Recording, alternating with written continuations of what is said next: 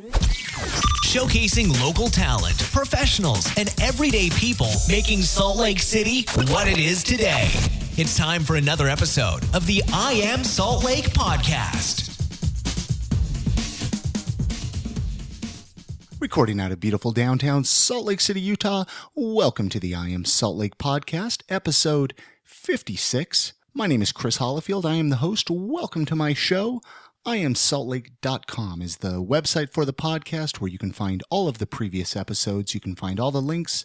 We're on iTunes and Stitcher Radio, so you can subscribe and not miss a single episode of the show. It's also got all my info on there where you can contact me if you're interested in the show, if you want to say hello, if you want to become a guest, if you're doing something really cool here in the area that deserves to be showcased, drop me a line.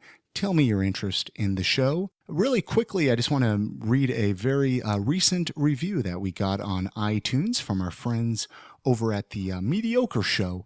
Great podcast from Philadelphia. If you're not familiar with them, I suggest you check them out. They wrote in, the title of the review is From the Outside Looking In. They write, as someone that has always been fascinated by the culture in Salt Lake, I was drawn to this show. Chris talks to the people that make living behind the Zion Curtain a lot more interesting. He does a fantastic job digging into the creative culture of SLC with bands, artists, and small business owners. Don't sleep on this show, one of my current favorites. Thank you so much, Mediocre Show. Again, their website is mediocreshow.com. You can listen to them live, 8:08 in the p.m. That's Eastern Time on Wednesday evening. That's 6:08 p.m. here in Salt Lake City, mediocreshow.com. Great podcast that if you're not listening to, you are missing out. After the interview of today's guest, well, it's actually two of them. I sit down with James and Alan from the Dog and Deuce Show, a local podcast done here in Salt Lake City, sports-related podcast, another podcast that I cannot urge you enough to check out. But at the very end of the show, I play a track by Opal Hill Drive. The title of the track is called Common Ground. So I'm going to play that at the very end of the show. You can find out all the ways to get in touch with the band, the Dog and Deuce Show, at episode 57. Really quick link is episode 56, IamSaltLake.com/episode 56. That way you can have all of the show notes and get in touch.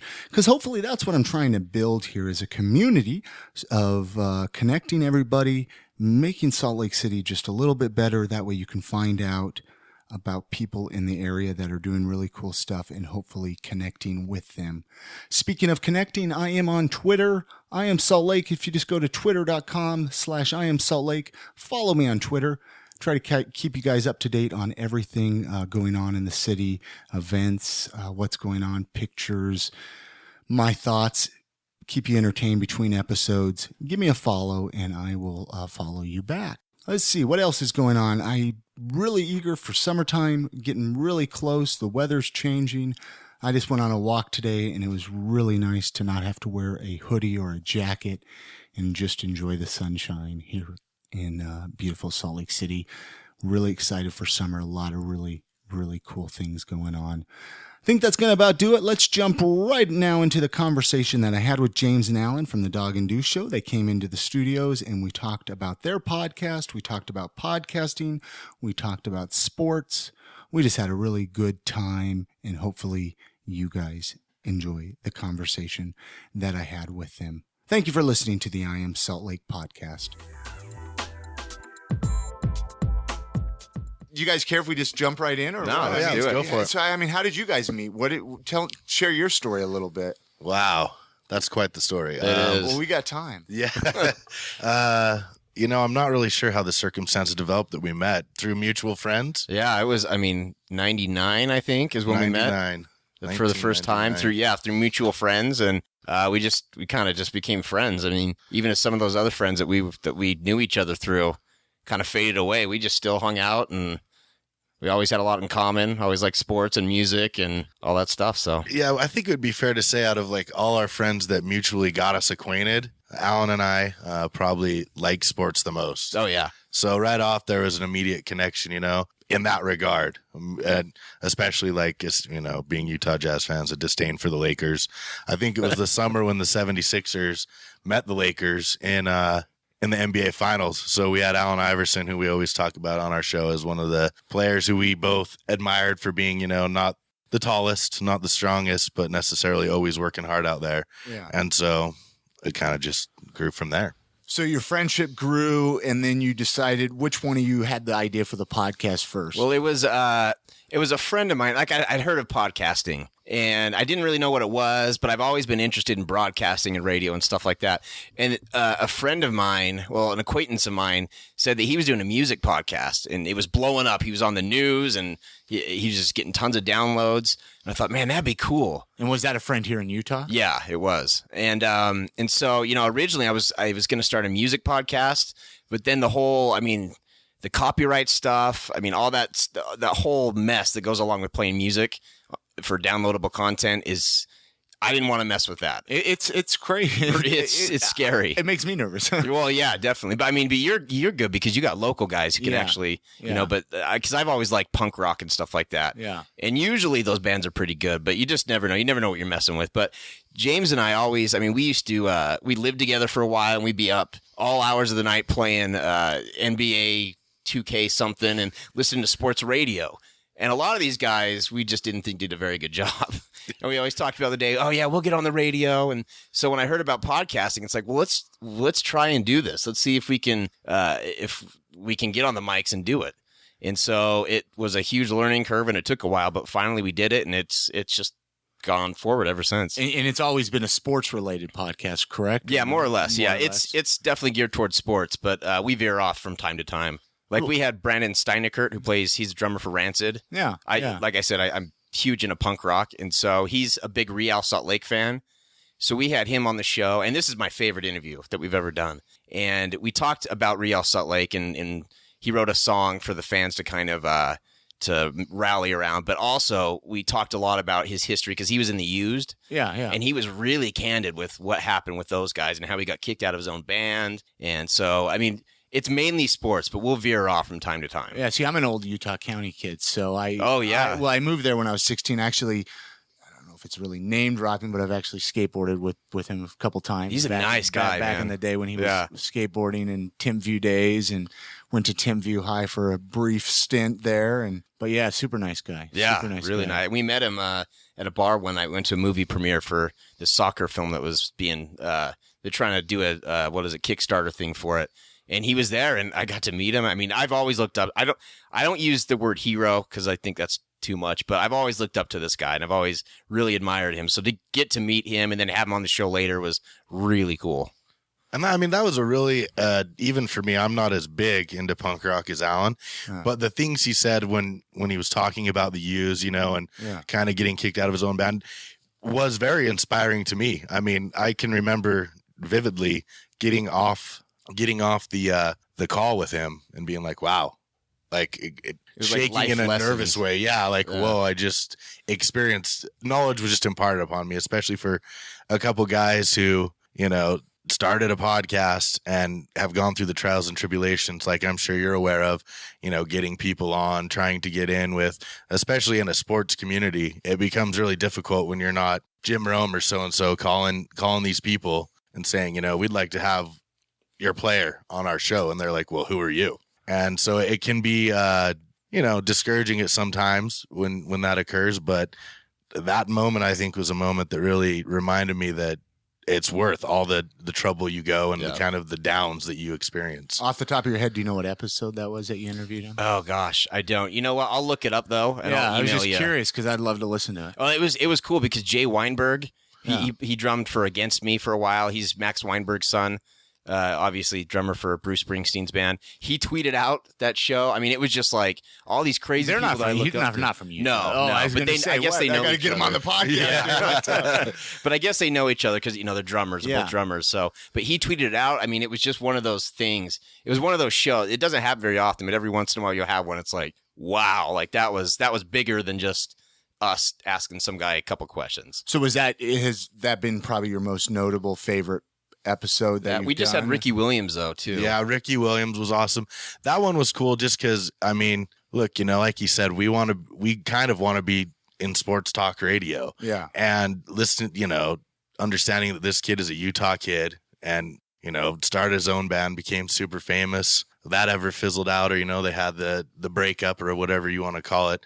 And now he's the drummer for Rancid, just sitting there thinking, like, there's people, you know, who started out at some point in a similar position to us. I'm sure the Used started out as a garage band, you know, and they were all buddies. And sure enough, it spiraled into them, you know, gaining. And it's not about fame, just success, getting what you want heard out there to as many people as you possibly can. So for in that moment, and the way he dealt with the aftermath was one of the interviews that really refocused what we were trying to do for me. But there's been a lot of good interviews. I mean, you guys had Adam Carolla. Carolla. That one when I saw that, I was like, no nuts. way. Yeah, that was way. nuts. James gets all the guests. He gets every single one of them. And I don't know how he does it, but man. No, you got some good guests. Tony Jones was a good Yeah, get. Tony Jones was good. Yeah, I mean, we've had all of them have been good, but man, some of the names you're pulling in lately. Yeah, Adam Carolla was cool. I mean, really nice guy. You know, I honestly, I was pretty nervous about that because I just didn't know what to expect. We try not to, you know, swear a lot. And I mean, I've done it myself, but I was like, oh, he's kind of on pins and needles waiting for him to go on kind of a tirade. But yeah, he can have a mouth. Yeah, exactly. Well, yeah, that's the thing. I mean, we try and keep it clean just because, I mean, we're Utah fans, University of Utah fans, but the biggest portion of our audience are actually BYU fans.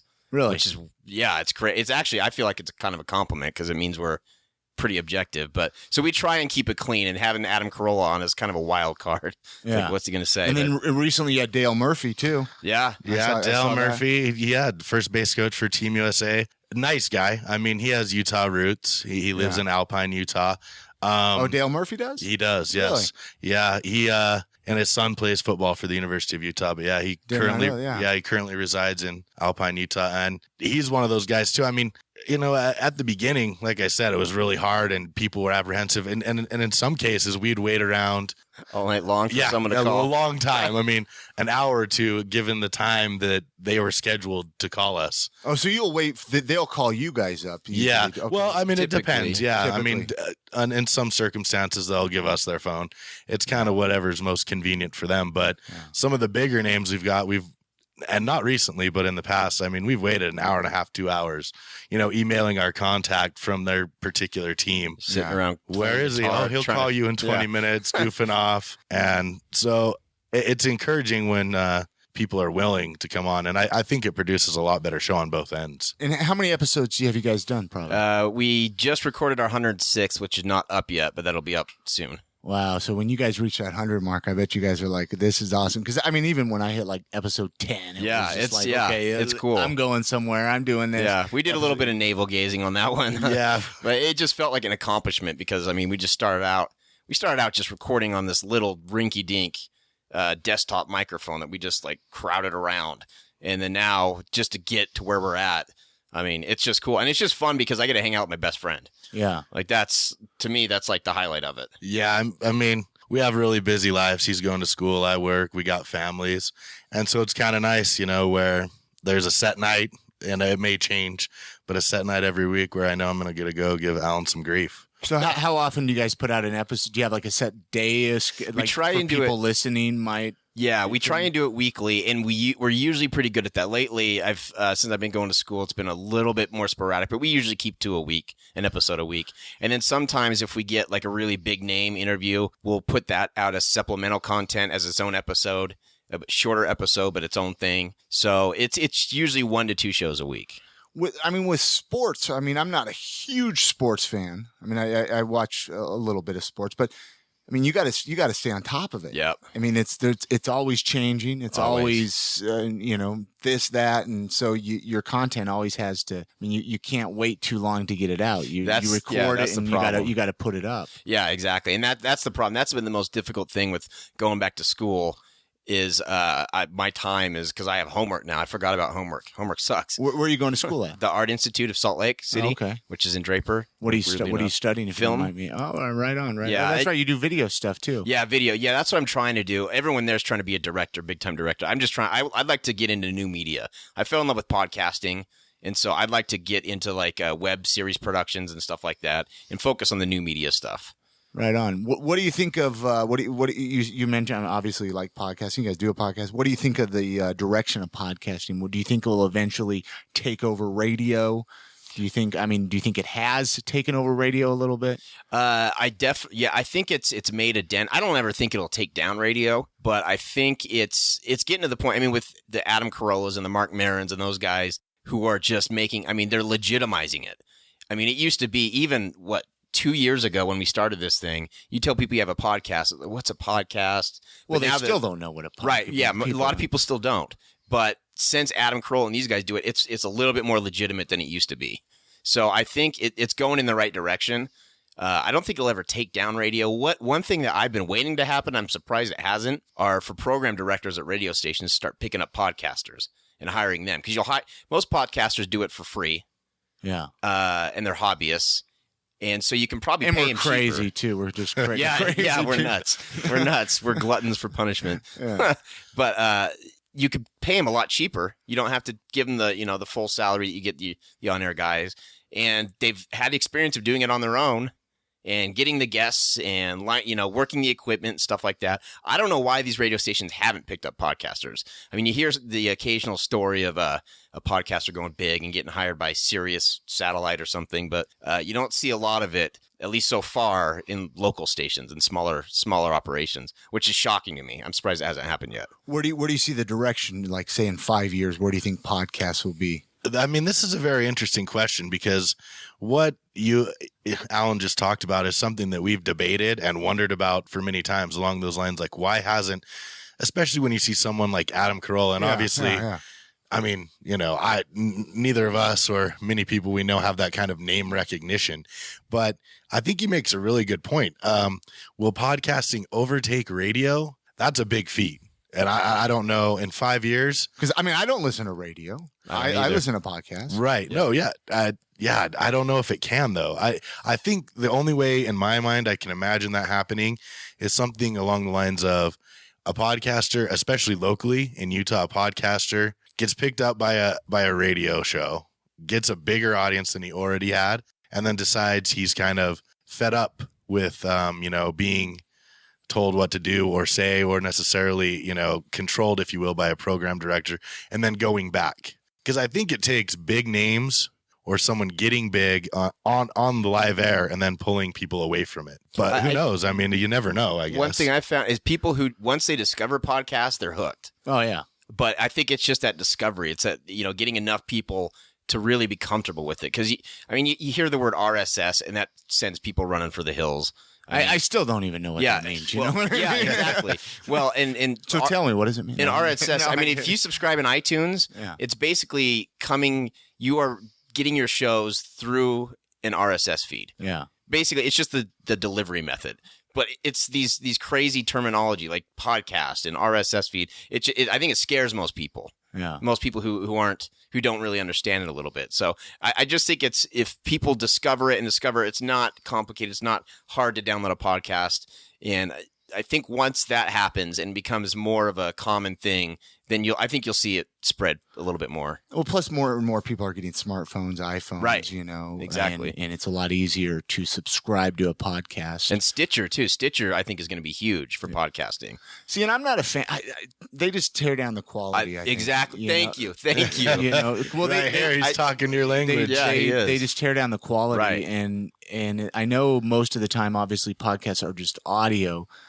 But you could tell. Right. There's just something to me aggravating about listening to it. I mean, Stitcher's a great thing, and right. I mean, they're a great service, especially for a lot of people that are against iTunes.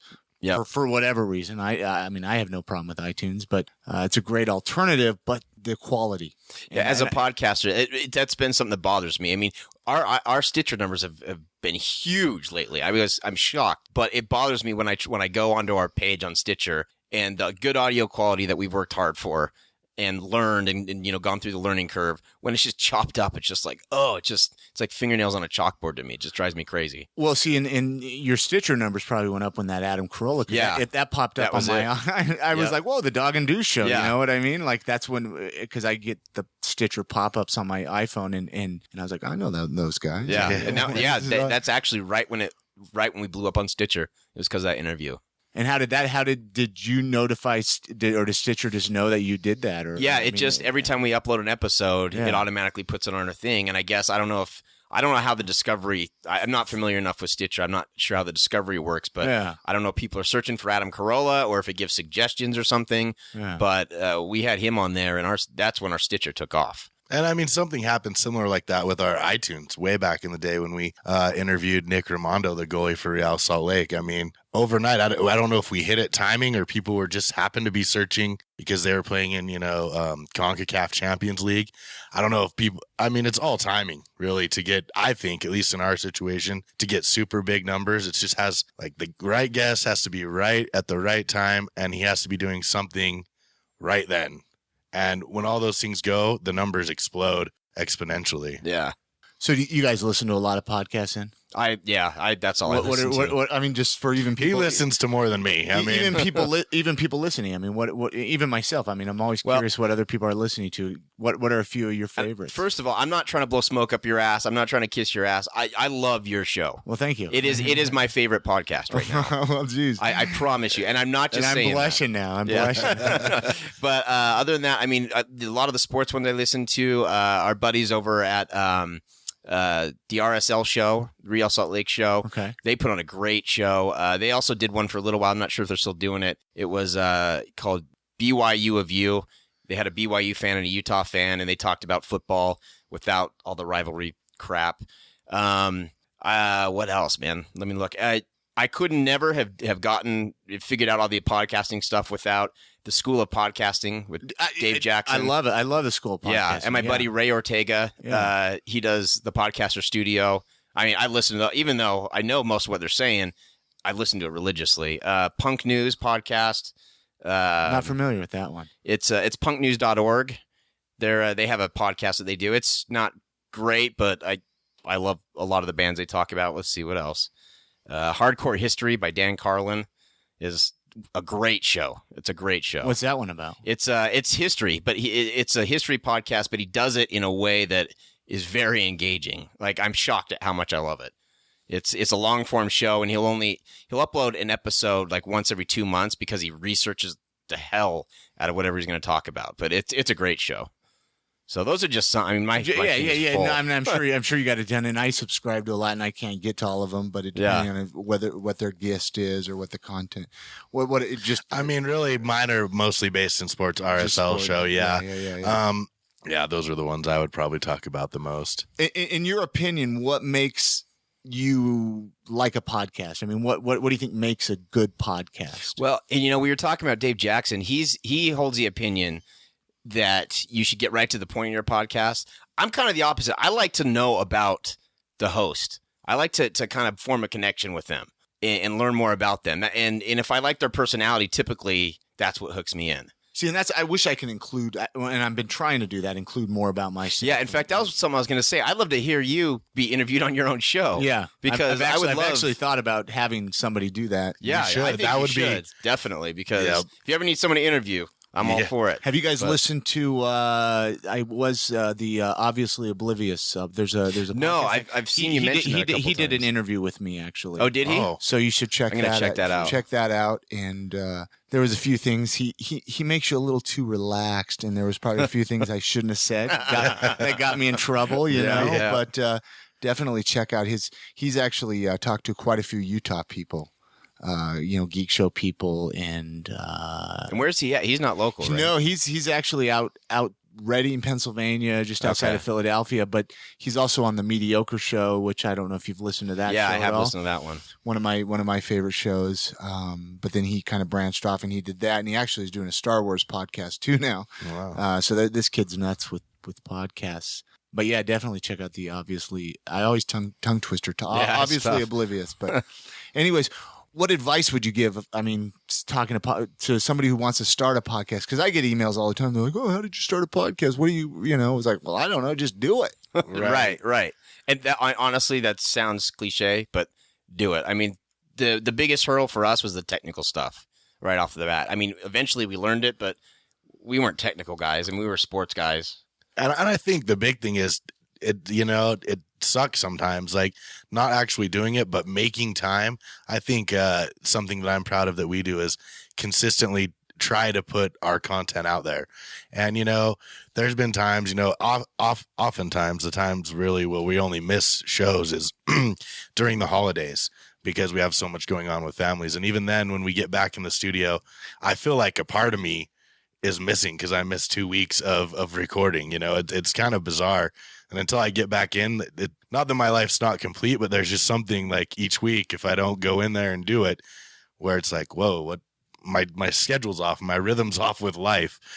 So you got to find the enjoyment in the actual pursuit, because the first 30 minutes before we even do anything is kind of joking around and hanging out. And really that's what keeps me going, is just continually putting it out and feeling good about it. Do you guys think, obviously you do it together. Do you think you would have made it as far if you would have done it alone? I don't think so. I don't think so.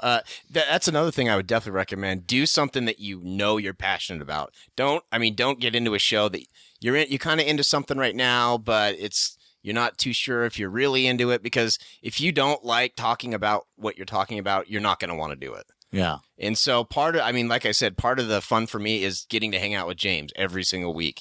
And so that definitely, it makes me more motivated. There's times when I've got a lot going on, and it'd probably be better if I didn't record, but that means I don't get to hang out with James, my best friend. So that's definitely helped. So I don't know if I would have made it this far if I was doing it on my own. And I don't know if you remember this. I can remember one fateful call you made to me, and I think we'd only recorded, this is in the early days, like 4 or 5. And I had some, I was going to school then, and you're like, dude, if you're not going to do it, man, I need you to tell me, and you're like, you need to do it. You need to follow through. And after I did, like I say, I just feel out of sorts if I'm not in there recording, trying to put something. You guys are both married, right? Or no? Yep. Yeah. And are your wives pretty supportive of what you do? Or? Oh yeah, my wife's awesome, man. I outkicked my coverage on that to steal a phrase. Yeah. I really lucked out. She's way supportive on that. So yeah, I couldn't do it without, her, and putting up with, because we record pretty late at night, being gone for 4 or 5 hours. She always like, what do you do from 9 till 2 in the morning? I'm like, I don't know. It just happens. We're in there, and that's how long you just get talking. Yeah, that's how long it takes. She's like, you really just sit there and talk for 4 hours? I'm like, yeah, but pretty much. Yeah, it's kind of BS the whole, Yeah. Then you look, it's like, oh, it's midnight. We probably should press record now and get going. We always want to do an outtake of the first 2 hours of us hanging out, making fun of each other, or watching YouTube videos or something, but we haven't got around to it. Was it kind of rough at first to listen to your own voice? Yeah. Because that was a struggle for me. I'm just like, oh gosh, is that what I sound like? Yep, definitely. Yeah. I'm still not 100% comfortable with how my voice sounds, but it definitely, that took a while to get. So you don't drive down the road and listen to your own podcast sometimes? Sometimes I do, but it's just if we got a good interview, or because I'll edit them, and so I get the full dose when I edit. So you're like, enough is enough. Yeah, isn't it? I always remind me of when your parents or whatever were video cameraing you when you were in 6th grade or 7th grade, and then they play the tape and you're like, that's how I sound. Awful. So when I do listen, and most of the time I'm listening to go back to when I think of things that I wish I would have worded better, and this pretty much happens at the conclusion of every episode. And I'm driving home and I'm like, wow, you could have said this and you wouldn't sounded like an idiot, or you would have sounded a little better. You were trying to sound too smart. Those are things I think of, and so I go back and listen to see if I could have worded it better. I'm still not used to how I sound. And that's partly why I don't, because I just nitpick over everything I said and didn't say. And so I drive myself crazy. So if you guys could bring any guest on your show back to, and guest, who would be your ultimate guest that you would love to interview?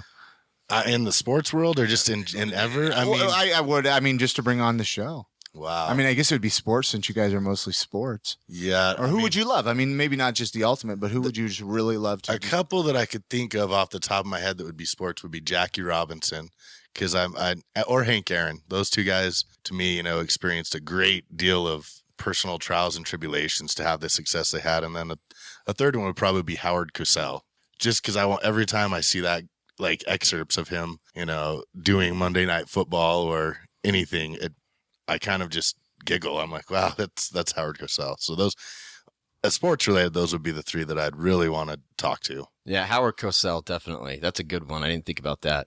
I'd like to get Jerry Sloan, but give him some truth serum and just really hear what he thinks about stuff. Because he'd be a riot. You get a little honesty out of him. Yeah, just give him a couple beers and let him go. Out. Yeah. Seriously. See, that's a good. I need to get some beers here. Get people relaxed a little bit. You know what I mean? Maybe get some truth. You mentioned, when I asked you, who would you interview? Other people. Have you guys ever thought about doing a different style of podcast? I mean, a lot of podcasters do multiple podcasts. Would you ever consider doing another podcast? Yeah, I actually, my wife and I have kind of done one off and on, and it's really been my fault that we haven't been more consistent with it. But we've started one, and we've recorded quite a few episodes, and I haven't got them all online. But there's one that I do, and then I was going to do another one originally before I went back to school. I was trying to figure out a way I could podcast for a living as a career, and so I was starting up a show to kind of document the journey through that. But now that course has changed, so that one kind of fell by the wayside. But I always come up with ideas for shows I want to do. I just don't have any time anymore. Yeah. What do you think of podcasting for a career? I mean, do you think it's possible? Do you think? I mean, I know obviously there's a handful of people that do it. I mean, what do you think? Why do you think they can and some people can't? Some people are able to do it because they have the name recognition already. Yeah, and then maybe the guests. And I mean, there are other guys who do it, like Cliff Ravenscraft. He's been able to do it, although kind of depends. But he makes a lot of his money off of doing his classes, and right? Exactly. And I think that's really the way you have to do it. You have to market something. It's tough. I mean, the No Agenda Show is another show that I listen to with Adam Curry, the guy who pretty much invented podcasting. He used to be on MTV, and they do it all based on listener donations, which is good. I mean, they have a big enough audience for it, but it also gets annoying when they don't get enough donations and they complain about it. And I've never listened to that show. I should check that. It's an alternative show. It's kind of hit or miss. Yeah. It's got an entertainment value, but it's like 3 hours long, and half of it, not quite half of it, it's all donations. They thank all the people who sent them money, but their entire career, that's what they do for a living. It's all based on that show. So it's kind of live or die by the donations, by the listeners. Well, and it might be tough to listen to, but at the end of the day, podcasting isn't cheap. It takes time. Right. And even something as simple as a iTunes review or a thumbs up on Stitcher, that means so much to a podcaster. And so people listening, take notice. If you like a podcast, let them know that. Absolutely. Because I'm sure you love to get emails from people that listen or review or that's something. That's when because I would do it anyway. I would do it if no one listened, because I just love it. You'd probably stop though. I might get discouraged, but I'll tell you what, when we get a good email or when we get a review or something, that's when it's just like, man, that I can't explain it. It's like you put your heart and soul into something, and to know that someone else noticed it and appreciates it, even if they don't agree with you all the time, or even if they have some issues with it, just the fact that they pay attention, they appreciate what you're doing is a cool feeling. It's really cool. You ever get hate mail or anything? We actually haven't. It's really surprising. We have not got a whole lot of negative stuff. Yeah, see, and I haven't either, and so I was just wondering. I think Alan hit on something that for me is probably some of the most gratifying things, the kindest words anyone's ever said to us. And he hit on it earlier when we were talking about how, we're diehard Ute fans, and we try to be subjective, especially come college football season. Objective. Thank you. You did that the other day. Yeah. Objective.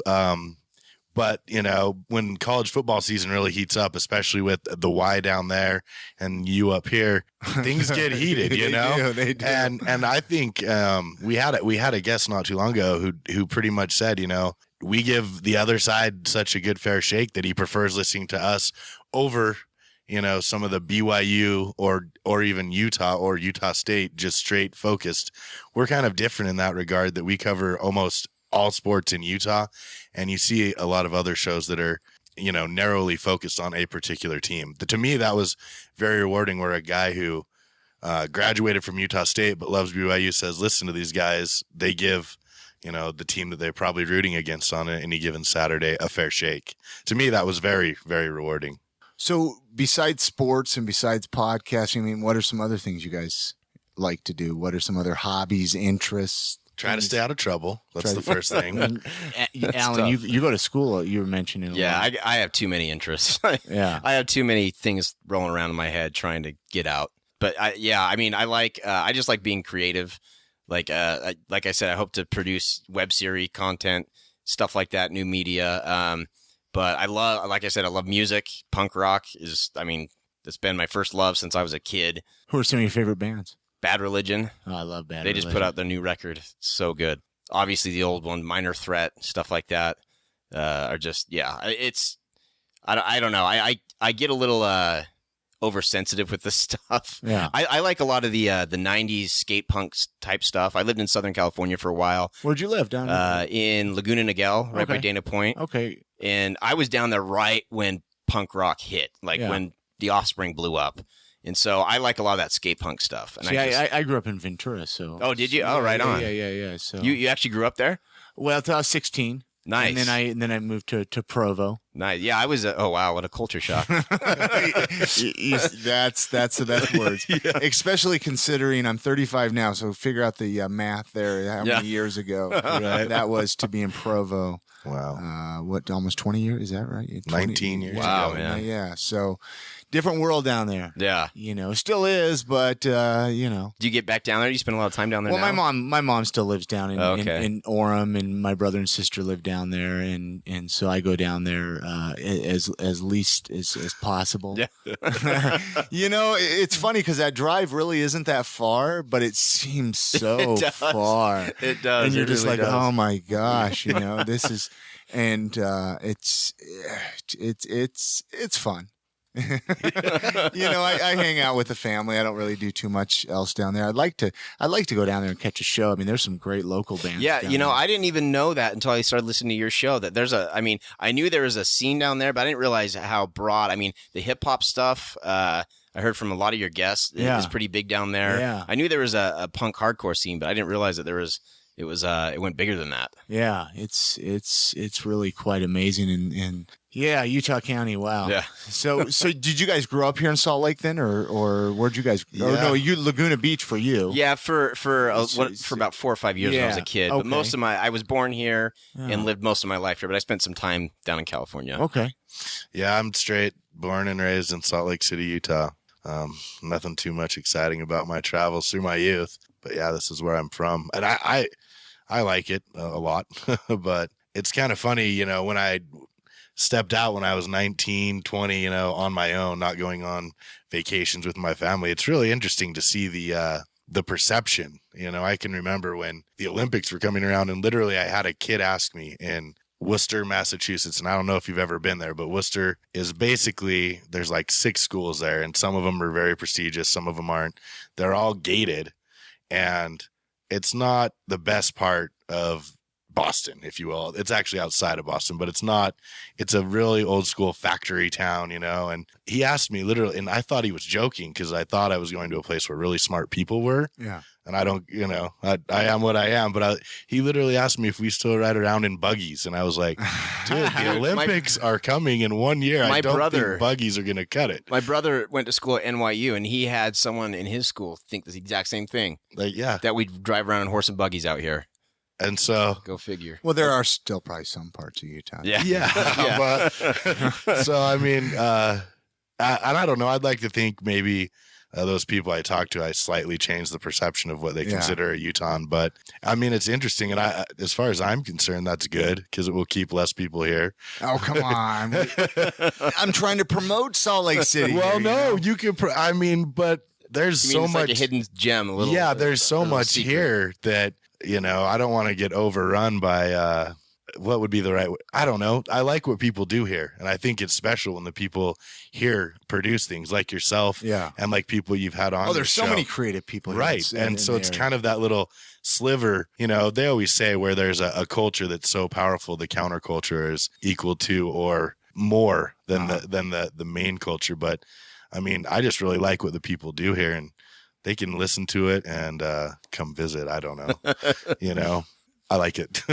So, we were talking about Real Salt Lake. What would you rather see come to Salt Lake City first, like an NFL team or a Major League Baseball team? I'd rather see NFL. You might be different. For me, it would be baseball.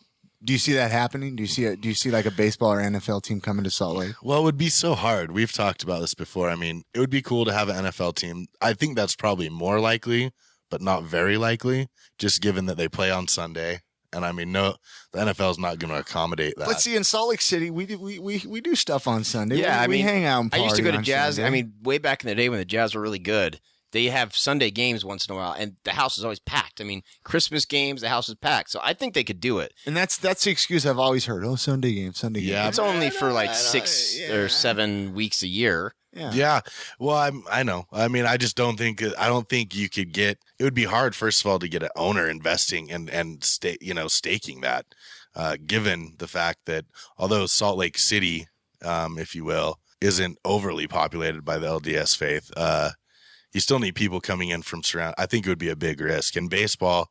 Since we have the Salt Lake Bees, I don't see it moving up any further. Yeah, but it would be cool. I mean, either or, I'd be excited for.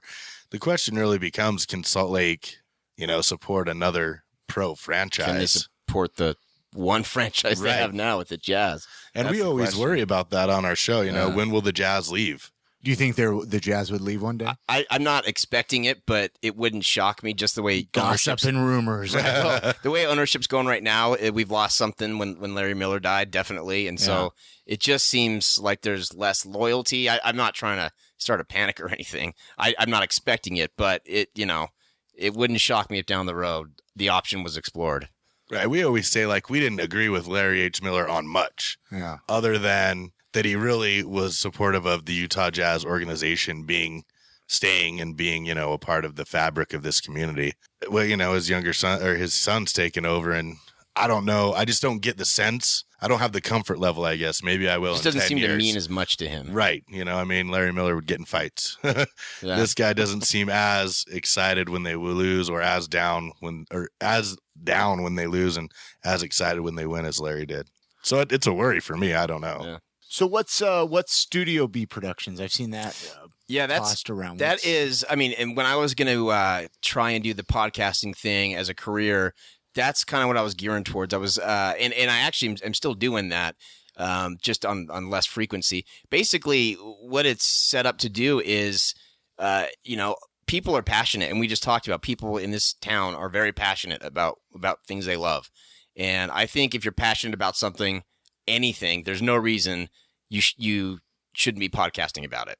And maybe I think the thing that ties up a lot of people is the technical stuff. And so Studio B is something I set up to help people with that. I'll take care of the technical stuff if you just want to come into the studio and talk about what you love and just start a podcast. I'll set it up. I'll take care of the RSS. I have all the equipment. And if you want to learn how to do it all so you can go and do it on your own eventually, then I'd be happy to teach you while we do it. So that was the goal. And it's not on the back burner. It's just I'm not promoting it as much as I was. But I'm still, if anyone is interested in starting a podcast, has any questions or information, I would love to meet with anybody who's interested. That's interesting. So, wow. So if somebody wants to basically rent out your studio. Yeah. I'd be the engineer, the producer. Okay. They can bring in, whatever co-host they want. They know what they want to talk about. They decide the format, how long they want to do it. And basically they'll come down. I'll set it all up for them, get them a WordPress site, get them an RSS feed, and get them going. Yeah, somebody actually just sent me a tweet the other day asking if I knew any podcasting studios, and I was like, well, my bedroom, and so I'll have to maybe send them your direction. Oh yeah, they were just looking to record a couple of episodes of something. I don't really know.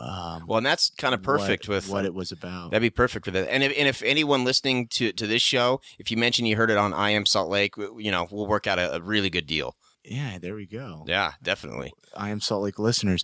Do you guys have any favorite local restaurants or anything that you guys like to hit up? I'm always curious. Cotton Bottom. Love the Cotton Bottom. Garlic burgers, beer. That place is awesome. There's this town. There's one that I haven't tried that I've heard about, and you're gonna have to forgive me because I can't remember the name, but I know the location. It essentially is on right across, if I remember correctly, from Franklin Covey Field, and it's Lucky 13. No, that's not Franklin Covey. The Busy Bee. No, it's called Forest. and I'm probably hammering it. And the way I heard about it, ironically, was, sports people go through towns all the time, and they have their own restaurants that they like. And this one was right around when JJ Redick got traded. And he said he had just signed with his new team, and he was in Salt Lake, and he's like, I have to go to this spot. And I looked at the menu. I haven't been there yet, but it looked delicious. It's, it's all organic, and you don't get a pick. The menu is what it is, and you pay. And that's here in Salt Lake? Yeah. And I'll look, and I'll let you know that it's so you can try it. I mean, he said it's the best food, and he literally said anywhere he's ever been in the country. Wow. So the menu looked delicious. Check it out. We'll talk about it sometime, but it looked awesome. I mean, another one I want to go to is Cafe Niche that I haven't been to. Yeah, I've heard about it. And I heard that was really good. I mean, a lot of restaurants, especially downtown where I work, are kind of moving south, if you will. There used to be Bayleaf. That was a pretty good restaurant if you liked kind of chicken and waffles. Yeah, which is one of my personal favorites, as you can see. Yeah. So, but yeah. Bonsai. They're a good. teppanyaki place. Is that right? Teppanyaki, like Benihana's? Yeah. Where they cook it in front of you. That place is awesome. My kids love that place. They have one in Sandy and one right by where Cottonwood Mall used to be. Yeah. I'm trying to think of some others. Oh, no. I was just curious. I'm always curious, What about you? I'm sure you've heard a lot of them. Well, I mentioned Lucky 13. I love Lucky 13. There's some friends of mine own a vegetarian vegan restaurant, Frisch, downtown. Oh. If you ever get an opportunity to try them out. I used to do the vegetarian thing a lot more. I don't so much anymore.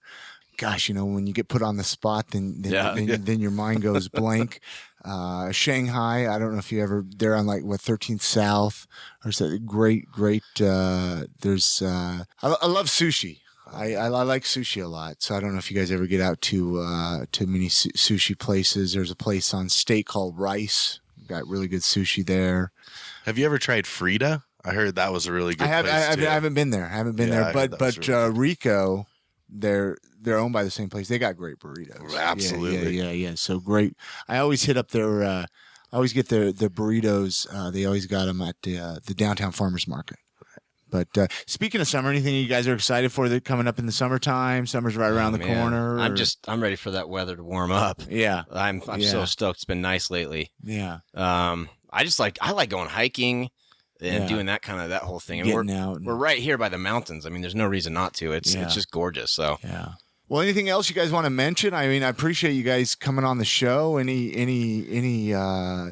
that we need to keep our eyes out? Feel free. What's your website? I'll get that on the iamsaltlake.com website as well. But your website address and check us out at doganddeuce.com, and you can follow me on Twitter at Dog and Deuce. And Alan.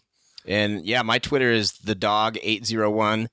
Dog and Deuce. iTunes. You guys on Facebook? Yeah, we do have a Facebook thing, and we have a Google Plus thing. That's another thing. We're starting up.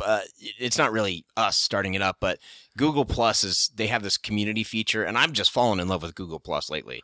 Like, I think it's, and I'm the same way. It was kind of like, this is stupid, right? Then, right. I'm getting addicted to it. I mean, it's what Facebook wants to be, I think. Yeah. And they have their communities page, and so I noticed there's nowhere on there a community for sports fans in the state of Utah. So we started one up. It's not really for us. It's just for anybody who wants to join. Yeah. It's Utah sports fans, I think, or Utah Sports is a community.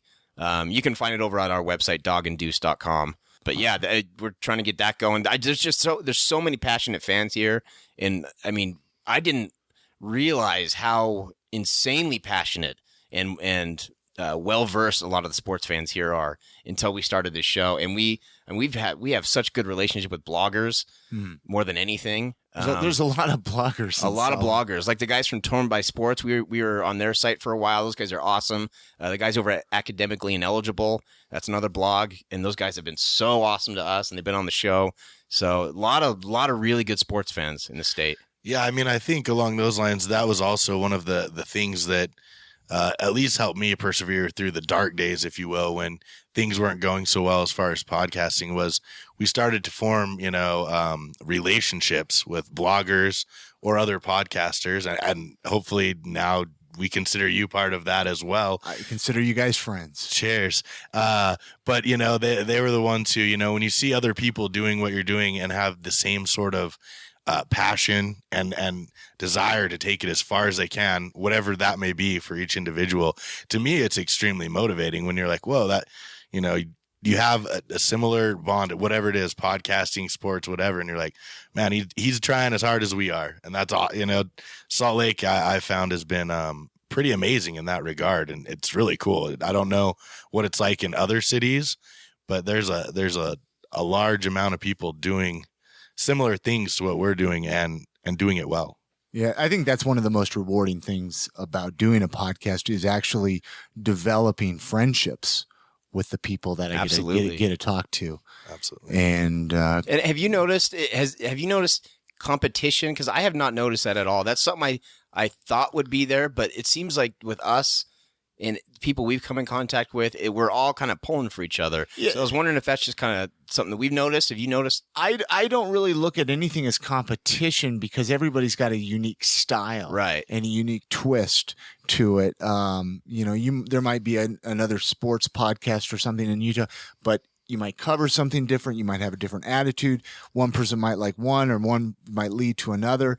But again, it's everybody helping out each other, because what happens is, say somebody finds out about your guys' show. Oh, wow, I just discovered podcasts. Oh, what's this Dog and Deuce? Oh, what other podcasts out there? Then they find out about I Am Salt Lake, and then they find out about this other podcast, and then they find, you know, and it grows from there. You know, you speak about, you know, School of Podcasting. I mean, he's always mentioning other tutorial podcasts on there, and I love it because, you know, they're all talking about something different. They're all got a different agenda, and I think that's what makes it great. And that's the cool thing about podcasting in general is anything goes, really. Right. Yep. And nobody's telling you what to do. Yeah.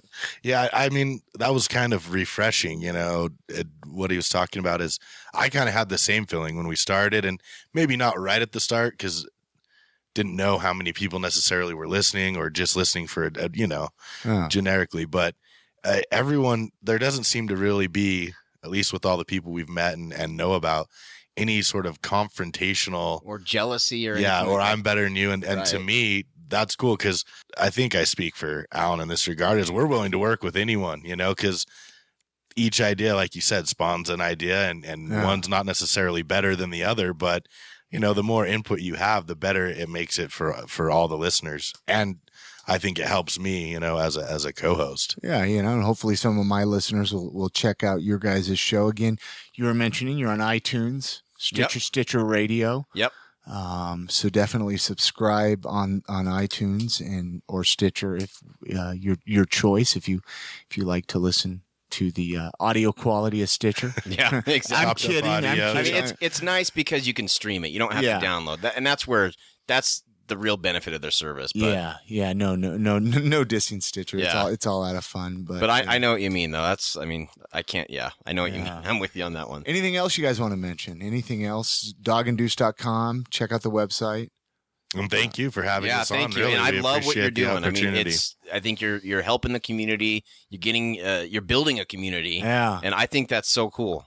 Yeah, I love it. I love it. Well, thank you very much. And maybe we'll bring you guys back on down the road. Oh, we love it. Sounds like a plan.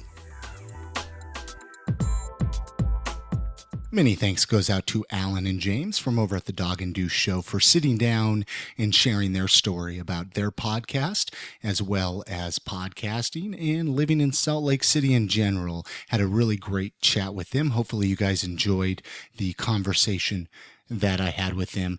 Really quickly, there's a few ways you can help support the show. The first and most appreciated, there is a donate button on the very far right-hand side of the IamSaltLake.com page, where you can kick on over $1 or $2, and it helps keep the show alive, helps keep it going, helps with the expenses of the equipment, hosting, all of that. And thank you so much to our recent donators for your donation. Very much appreciated.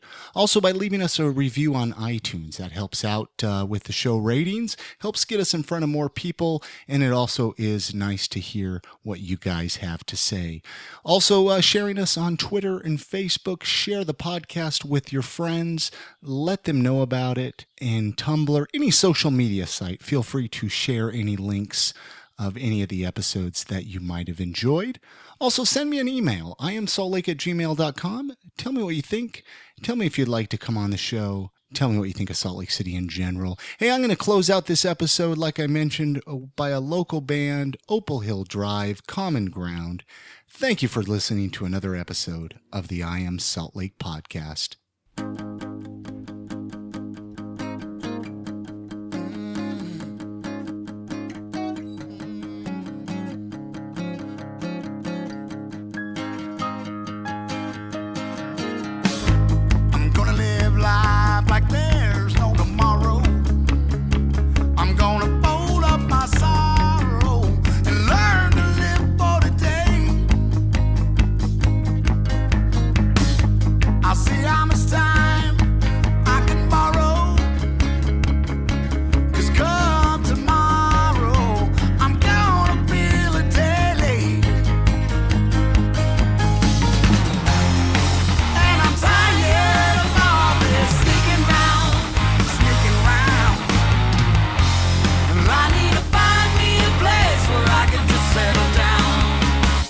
Some common ground.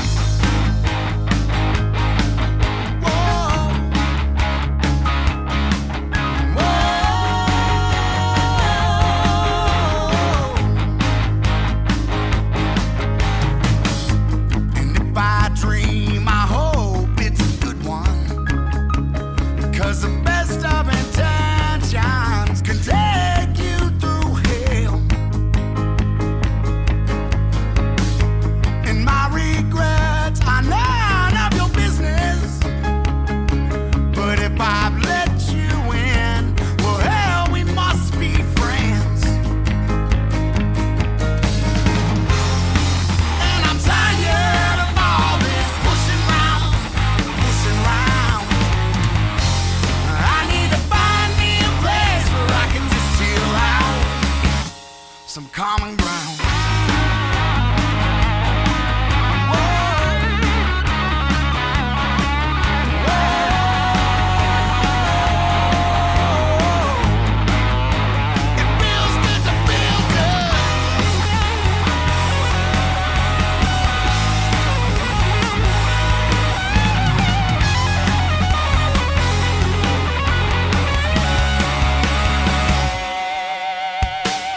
Just need a place to chill out. Just need a place to settle down.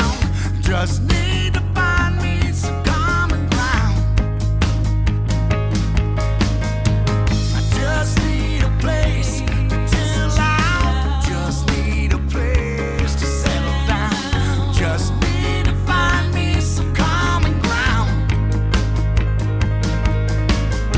just need a place to chill out. Just need a place to settle down. Just need to find me some common ground. I just need a place to chill out. Just need a place to settle down. Just need to find me some common ground. I just need a place to chill out. Just need a place to settle down. Just need to find me some common ground.